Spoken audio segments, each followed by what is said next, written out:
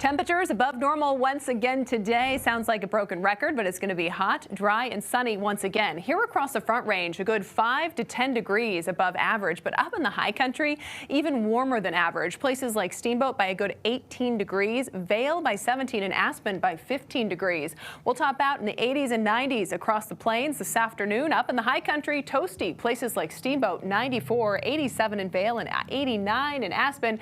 We're still looking at triple digits across the western half of the state. Here in the city, 95, about 5 degrees above our normal high for this time of year, and most of us will be in the mid-90s for this Wednesday. Taking you to the west side of town, a little bit cooler across the foothills. Places like Evergreen, 84 with 86 in Kittredge by this afternoon.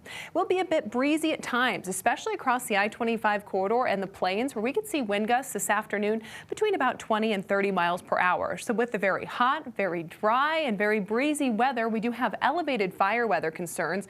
Denver north along that I-25 corridor through Fort Collins, as well as that northeast corridor along I-76. Along with that, air quality concerns, that hot, stagnant weather leading to high ground level ozone here across the Front Range. Down to our south where the fires are still burning, we're looking at smoky conditions through Pueblo, also Telluride and Montrose, as we're seeing the fires still burning in those areas. On the Futurecast, look at this, a shot to see some showers, mainly between about 1 and 7 p.m. tonight along and south of I-70 up in the high country. Those will clear out tonight. We'll see a sunny start tomorrow and then another chance for some wet weather up in the mountains tomorrow afternoon. Tonight, some relief from the heat, 60s and 70s across the western slope, 40s and 50s up high, and across the plains we're looking at 50s and 60s. Here in the city, 66, mostly clear, breezy overnight with those wind gusts around 30 miles per hour.